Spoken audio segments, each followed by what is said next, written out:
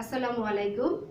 প্রথমেই মহান রব্বুল আলামিনের নিকট অশেষ শুকরিয়া আদায় করছি। আল্লাহর অশেষ রহমতে এখন পর্যন্ত বেঁচে আছি, সুস্থ আছি, আলহামদুলিল্লাহ। আশা রাখি তোমরাও ভালো আছো, সুস্থ আছো। স্নেহের শিক্ষার্থীরা, তোমরা জানো নোভেল করোনা ভাইরাস তথা কোভিড-19 কারণে পুরো পৃথিবী আজ বিপর্যস্ত। বিপর্যস্ত মানবতা, বিপর্যস্ত নাগরিক জীবন, বিপর্যস্ত বাংলাদেশ সহ বিশ্ব অর্থনীতি। আর যার কারণে বন্ধ রয়েছে তোমাদের শ্রেণীতে পাঠদান কার্যক্রম। মারাত্মকভাবে ব্যাহত হচ্ছে তোমাদের শিক্ষণ কার্যক্রম। আর এই শিক্ষণ কার্যক্রমকে ত্বরান্বিত করার লক্ষ্যে অনলাইন ক্লাসের আয়োজন। অনলাইন ভিত্তিক শিক্ষা কার্যক্রম নিয়ে হাজির হয়েছি আমি পারভিন আক্তার, প্রভাষক, হিসাব বিজ্ঞান বিভাগ, সরকারি নজরুল কলেজ, ত্রিশাল, ময়মনসিংহ। তো যাদের জন্য আজকের আয়োজন তারা হলো স্নাতক পাস বিবিএস তৃতীয় বর্ষের শিক্ষার্থীরা। তোমাদের জন্য আজকে আমি যে বিষয় নিয়ে আলোচনা করব সেটা হচ্ছে তোমাদের কস্ট অ্যাকাউন্টিং অর্থাৎ উৎপাদন ব্যয় হিসাব বিজ্ঞান সাবজেক্টের কন্ট্রাক্ট কস্টিং টপিক নিয়ে। তো আমাদের আজকের টপিক কি? Contract costing. শিক্ষার্থীরা, কন্ট্রাক্ট বলতে আমরা কি বুঝি? কন্ট্রাক্ট বলতে আমরা বুঝি চুক্তি করা। কিন্তু আজকে যে কন্ট্রাক্ট নিয়ে আলোচনা করব সেই কন্ট্রাক্ট অর্থ চুক্তি করা নয়, সেটার অর্থ হচ্ছে ঠিকা কার্য। সেটার অর্থ কি? ঠিকা কার্য। তাহলে কন্ট্রাক্ট কস্টিং এর অর্থ কি দাঁড়ালো? ঠিকা কার্য ব্যয় হিসাব। আচ্ছা, তো ঠিকা কার্য বলতে আমরা কি বুঝি? ঠিকা কার্য হচ্ছে যেখানে দুটি পক্ষের মাঝে চুক্তি হবে। কি হবে? চুক্তি হবে। চুক্তির মাধ্যমে একটি নির্দিষ্ট কাজ একটি নির্দিষ্ট সময়ে নির্দিষ্ট অর্থের বিনিময়ে সম্পাদন করাই হচ্ছে ঠিকা কার্য। এখন আমরা বিস্তারিত জানব। চুক্তির মাধ্যমে কোনো একটি নির্দিষ্ট কাজ পূর্বে স্থিরকৃত নির্দিষ্ট পরিমাণ অর্থের বিনিময়ে নির্দিষ্ট সময়ের মধ্যে সম্পাদন করার দায়ভার গ্রহণ করাকে ঠিকা কার্য বলে। ঠিকা কার্য কোন কাজগুলি ঠিকা কার্যের মধ্যে অন্তর্ভুক্ত হয়? যেমন দালান কোঠা নির্মাণ, সেতু ও বাঁধ নির্মাণ, খাল খনন, বৈদ্যুতিক কেন্দ্র ও লাইন সংস্থাপন ইত্যাদি কাজকে ঠিকা কার্য বোঝায়। এখন আমরা আসব ঠিকা কার্য হিসাব বা কন্ট্রাক্ট অ্যাকাউন্ট। ঠিকা কার্য হিসাব বলতে আমরা বুঝি হিসাব বিজ্ঞানের স্বীকৃত নিয়মনীতি অনুযায়ী ঠিকা কাজের কস্ট এবং প্রফিট নির্ধারণের কার্যক্রমকে কন্ট্রাক্ট অ্যাকাউন্ট বলে। কন্ট্রাক্ট কস্টিং বা ঠিকা কার্য ব্যয় হিসাব কার্যভিত্তিক ব্যয় হিসাব পদ্ধতির একটি শাখা। ঠিকা কার্য চুক্তির ভিত্তিতে করা হয়। কাজ শেষ হয়ে গেলে চুক্তিও বাতিল হয়ে যায়, তাই একে শেষ ব্যয় হিসাব বা টার্মিনাল কস্টিংও বলা হয়। তাহলে ঠিকা কার্য হিসাবকে কি বলা হয়? টার্মিনাল কস্টিংও বলা হয়ে থাকে। এখন আসব এই ঠিকা ব্যয় হিসাবের সাথে দুটি পক্ষ জড়িত থাকে। কয়টি পক্ষ? দুইটি পক্ষ জড়িত থাকে, যার একটি পক্ষকে বলা হচ্ছে কন্ট্রাক্টর বা ঠিকাদার, আরেকটি পক্ষ হচ্ছে কন্ট্রাক্টি বা ঠিকাদাতা। ঠিকাদার বলতে কি বুঝি? যে ব্যক্তি ঠিকা কার্যের দায়িত্ব গ্রহণ করে সে হচ্ছে কন্ট্রাক্টর বা ঠিকাদার। আর কন্ট্রাক্টি বা ঠিকাদাতা হচ্ছে যে ব্যক্তি কোনো কার্য সম্পাদনের জন্য চুক্তিপত্র প্রদান করে সে হচ্ছে কন্ট্রাক্টি বা ঠিকাদাতা। এখন আমরা আসব এই কন্ট্রাক্ট অ্যাকাউন্ট করার জন্য কিছু গুরুত্বপূর্ণ আইটেম রয়েছে যেগুলি আমাদের জানা খুবই প্রয়োজন। সেই আইটেমগুলি সম্পর্কে একটু জানব। প্রথমে আসি ওয়ার্ক সার্টিফাইড, স্বীকৃত কাজের ব্যয়। অর্থাৎ স্বীকৃত কাজের ব্যয় বা ওয়ার্ক সার্টিফাইড বলতে আমরা কি বুঝি? ঠিকাদার কর্তৃক সম্পাদিত মোট ব্যয়ের যে অংশ স্থপতি বা আর্কিটেক্ট স্বীকার করেন তাকে ওয়ার্ক সার্টিফাইড বলে। অর্থাৎ আমরা ঠিকাদার একটা কাজ করলো, সেই কাজের ব্যয় মোট ব্যয়ের একটা অংশ স্থপতিকে দেখালো, স্থপতি সেটা স্বীকার করে নিল, তখন সেটা স্বীকার করে নিয়ে ঠিকাদারকে একটা সার্টিফিকেট প্রদান করে, সেই সার্টিফিকেটটাই হচ্ছে ওয়ার্ক সার্টিফাইড। আর ওয়ার্ক আনসার্টিফাইড বা অস্বীকৃত কাজের ব্যয় বলতে কি বুঝি? ওয়ার্ক আনসার্টিফাইড হচ্ছে ঠিকাদার কর্তৃক সম্পাদিত মোট ব্যয়ের যে অংশ স্থপতি বা আর্কিটেক্ট স্বীকৃতি প্রদান করেন না তাকেই হচ্ছে ওয়ার্ক আনসার্টিফাইড বলে। এখন আসব ক্যাশ রিসিপ্ট অ্যান্ড রিটেনশন মানি, নগদ প্রদান এবং সংরক্ষিত অর্থ বা রক্ষিত অর্থ। আর্কিটেক্ট ঠিকাদারের যে পরিমাণ কাজের জন্য স্বীকৃতি প্রদান করেন ঠিক সে পরিমাণ অর্থ ঠিকাদাতা ঠিকাদারকে প্রদান করেন না। এই স্বীকৃত কার্যমূল্যের একটি নির্দিষ্ট অংশ রেখে দিয়ে ঠিকাদাতা ঠিকাদারকে নগদ অর্থ প্রদান করেন, যা ক্যাশ রিসিভড নামে পরিচিত। আর স্বীকৃত মূল্যের যে পরিমাণ অর্থ ঠিকাদারকে প্রদান করা হয় না সেটাই রিটেনশন মানি বা সংরক্ষিত অর্থ। আরও পরিষ্কারভাবে বলা যায়, retention money equal to value of work certified minus cash received by contractor. আমরা একটি উদাহরণের মাধ্যমে বিষয়টি বোঝার চেষ্টা করি। মনে করো কন্ট্রাক্টর যদি 100 টাকার কাজের বিপরীতে 75 টাকার সার্টিফিকেট পায়, তাহলে 75 টাকাই হলো ওয়ার্ক সার্টিফাইড আর বাকি 25 টাকা হলো ওয়ার্ক আনসার্টিফাইড। এখন কন্ট্রাক্টরকে ওয়ার্ক সার্টিফাইডের 75 টাকার সম্পূর্ণ পরিশোধ করবে না, হয়তো 60 টাকা নগদে দিবে, যা ক্যাশ রিসিভড, আর বাকি যে অবশিষ্ট যে 15 টাকা রইল সেটাই হচ্ছে রিটেনশন মানি। দেখো বিষয়টি আমি আবার বলছি। মনে করো আমাদের contract price, total contract price হচ্ছে 75 টাকা, 100 টাকা। আমি ঠিকাদার 75 টাকার সার্টিফিকেট পেল, তাহলে এই 75 টাকা হচ্ছে ওয়ার্ক সার্টিফাইড। এখন যে কন্ট্রাক্টটি, যে ঠিকাদাতা, সে কি তাকে 75 টাকায় দিয়ে দিবে? হয়তোবা 75 টাকার পুরোটুকুই দিবে না। কেন দিবে না? যদি 75 টাকা পুরোটাই দিয়ে দেয়, এমনও হতে পারে সে কাজটা নাও করতে পারে, সে কাজটা রেখে অন্য একটা প্রজেক্টে চলে যেতে পারে। তাই ঠিকাদাতা কি করবে? 75 টাকার পুরো টাকা সে প্রদান করবে না। সে মনে করো 60 টাকা প্রদান করলো। কত টাকা দিল? 60 টাকা। তাহলে এই 60 টাকা হচ্ছে ক্যাশ রিসিপ্ট। আর 75 টাকার মাঝে কত দিল? 60 টাকা। রইল কত? 15 টাকা। রইল কত? 15 টাকা। এই 15 টাকা হচ্ছে রিটেনশন মানি। এটা কি? রিটেনশন মানি।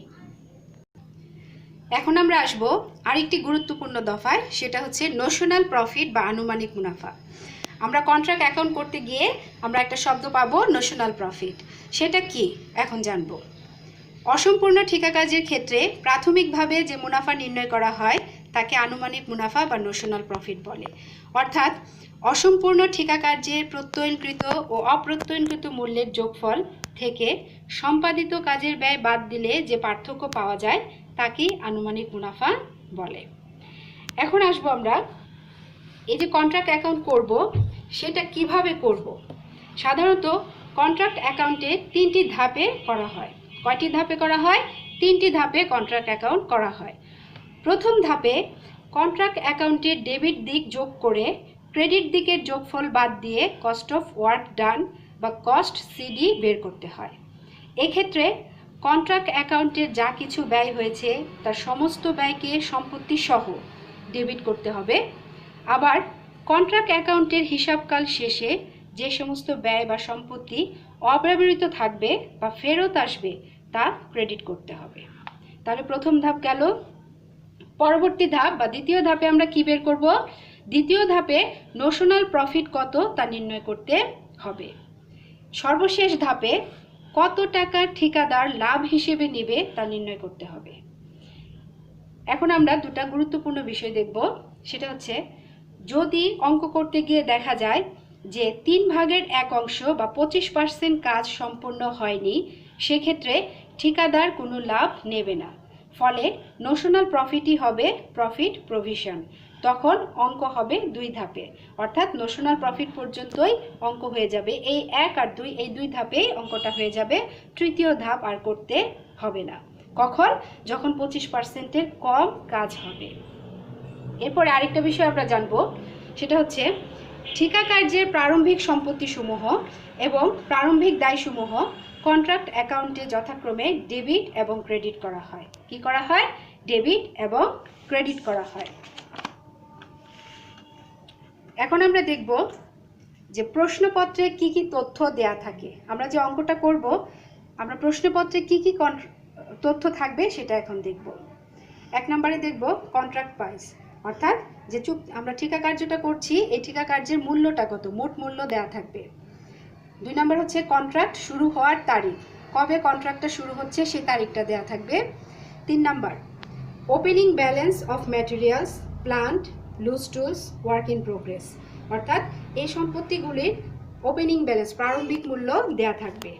4 নম্বরে কন্ট্রাক্টের শেষ তারিখ অথবা হিসাবকালের নির্দিষ্ট তারিখ দেয়া থাকবে, অর্থাৎ কন্ট্রাক্টটা কবে শেষ হচ্ছে সেই তারিখটা দেয়া থাকবে বা হিসাবকালটা কবে শেষ হবে সেই তারিখটা দেয়া থাকবে। 5 নাম্বার, কন্ট্রাক্ট অ্যাকাউন্টে কি কি এক্সপেন্স বা অ্যাসেটস চার্জ করা হয়েছে তার বিবরণ দেওয়া থাকবে। 6 নাম্বার, কন্ট্রাক্ট শেষে অথবা হিসাবকাল শেষে কি কি এক্সপেন্স বা অ্যাসেটস অবশিষ্ট থেকে গেছে সেই বিবরণটা দেয়া থাকবে।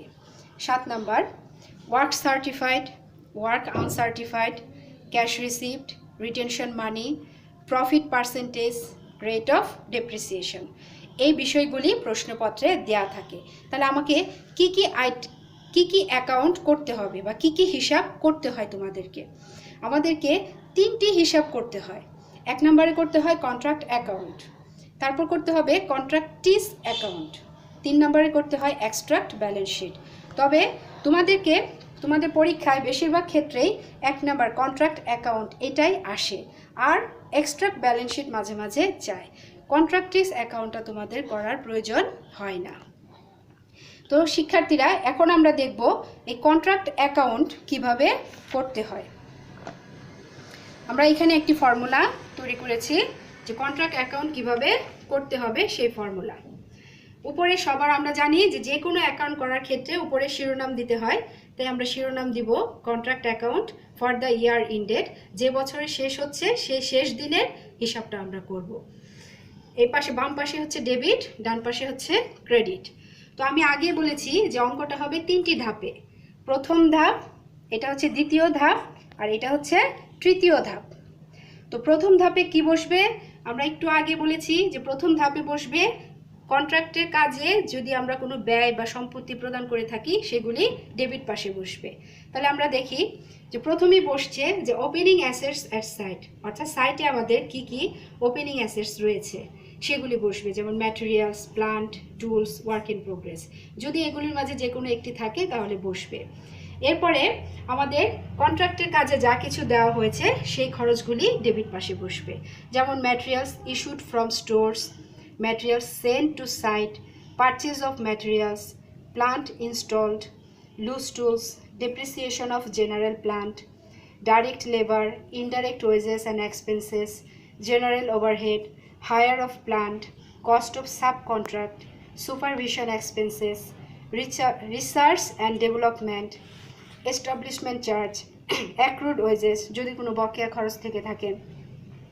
এরপর বসবে profit on sell of material or plant. তাহলে এটা ডেবিট পাশে বসলো। ক্রেডিট পাশে কি বসবে? ক্রেডিট পাশে দেখো, যদি ওপেনিং লায়াবিলিটিস থাকে তাহলে সেটা বসবে, যেমন আউটস্ট্যান্ডিং এক্সপেন্স থাকতে পারে, আউটস্ট্যান্ডিং সাবস কন্ট্রাক্টরস বিল থাকতে পারে। এগুলি যদি থাকে তাহলে ক্রেডিট পাশে বসবে। এরপর বসবে, আগে বলেছি যে কন্ট্রাক্টের কাজের শেষে যা কিছু অবশিষ্ট থাকে সেই ব্যয় বা সম্পত্তিগুলি ক্রেডিট পাশে বসে। তাহলে আমরা দেখি ম্যাটেরিয়াল রিটার্ন, যদি ম্যাটেরিয়াল ফেরত আসে, plant return, material in hand CD, plant in hand CD, sale of plant বা ম্যাটেরিয়াল, সেল অফ স্ক্রেপস যদি থাকে, অ্যাক্সিডেন্টাল লস অফ প্লান্ট অথবা ম্যাটেরিয়াল, প্রিপেড এক্সপেন্স। তো এই হচ্ছে প্রথম ধাপ। আমরা কি করব এখন? আমরা টোটাল এক্সপেন্স যোগ করব, ডেবিট সাইড যোগ করে সেটা ক্রেডিট সাইডে নিয়ে গেলাম। এখন দেখলাম ক্রেডিট সাইডের যোগফল কম। কি? ক্রেডিট সাইডের যোগফল কম। তাহলে সেক্ষেত্রে যে পার্থক্যটা বের হবে সেই পার্থক্যটাকে বলা হবে কস্ট অফ ওয়ার্ক ডান অথবা কস্ট সিডি। প্রথম ধাপ শেষ হয়ে গেল। এখন আসবো দ্বিতীয় ধাপে। এই যে cost of work done CD আমরা বের করলাম, আমরা জানি যে এখানে সিডি থাকে, পরবর্তী ধাপে বিডি করে নিয়ে আসতে হয়। সিডি মানে ক্যারিড ডাউন। পরে আমরা অপর দিকে ডেবিট পাশে এই কস্ট অফ ওয়ার্ক ডান অথবা কস্টটাকে বিডি করে নিয়ে আসলাম। বিডি হচ্ছে ব্রড ডাউন, অর্থাৎ উপর হতে আনিত, আর সিডি হচ্ছে নিচে নিত। এখন আমাদের দ্বিতীয় ধাপের কাজ হচ্ছে যে ভ্যালু অফ ওয়ার্ক সার্টিফাইড আর ভ্যালু অফ ওয়ার্ক আনসার্টিফাইড, এই দুটি বসাবো। এই দুটি মূল্য যোগ করে আমরা ডেবিট পাশে নিয়ে আসবো। এই ডেবিট পাশে এই যোগফল থেকে আমরা কস্ট অফ ওয়ার্ক ডান বাদ দিব। বাদ দিলে যে ব্যালেন্সটা থাকবে সেটাকে বলা হচ্ছে নোশনাল প্রফিট সিডি, অর্থাৎ আনুমানিক মুনাফা হয়েছে প্রতিষ্ঠানের এই টাকা। এরপর এই নোশনাল প্রফিট সিডিটাকে আবার আমরা ক্রেডিট পাশে বিডি করে নিয়ে গেলাম। তারপরে এই টাকাটা আমরা ডেবিট পাশে নিয়ে আসব, নিয়ে এসে এই টাকার দুইটা অংশে ভাগ করে দিব। এই নোশনাল প্রফিটটাকে দুইটা অংশে ভাগ করে দিব। কি কি অংশে? প্রথমে আমরা ভাগ করব প্রফিট অ্যান্ড লস অ্যাকাউন্টে। আমরা কিছু অংশ দিয়ে দিব এবং কিছু অংশ প্রভিশন হিসেবে রেখে দিব। তাহলে এখন আমরা দেখব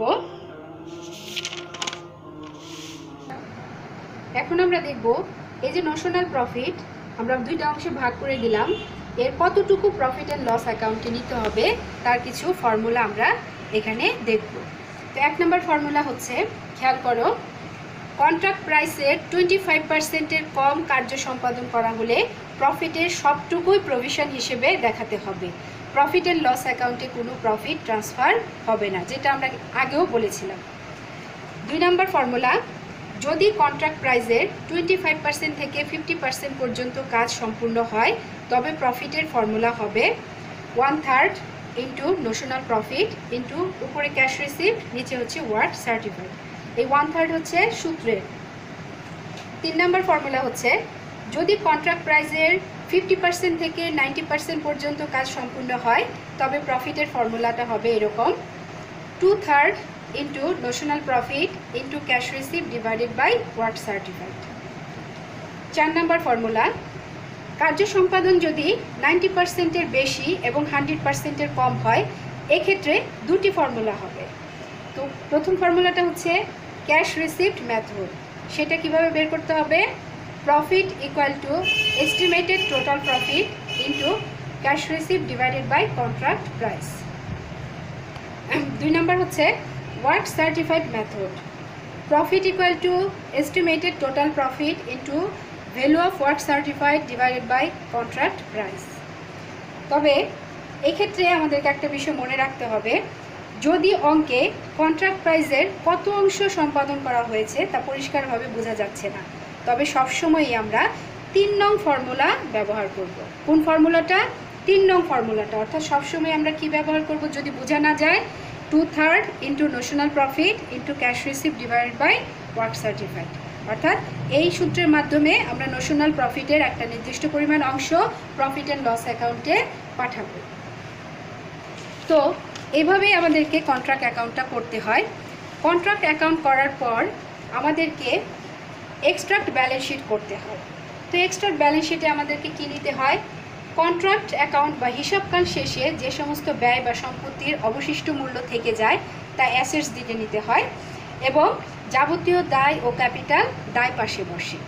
তো আমরা জানি যে সাধারণত ব্যালেন্স শিট যেভাবে করতে হয় যে অ্যাসেটস এবং লায়াবিলিটিস নিতে হয়, তো এই ক্ষেত্রেও তাই করতে হচ্ছে, অ্যাসেটস এবং লায়াবিলিটিস নিতে হচ্ছে। তো আমরা প্রথমে দেখব ফর্মুলাটা। আমরা শিরোনাম বসালাম এক্সট্রাক্ট ব্যালেন্স শিট। আর আমরা জানি যে ব্যালেন্স শিট সবসময়ই একটা নির্দিষ্ট হিসাবকালের শেষ দিনে হয়, একটা নির্দিষ্ট তারিখ বা একটা দিনের জন্য হয়।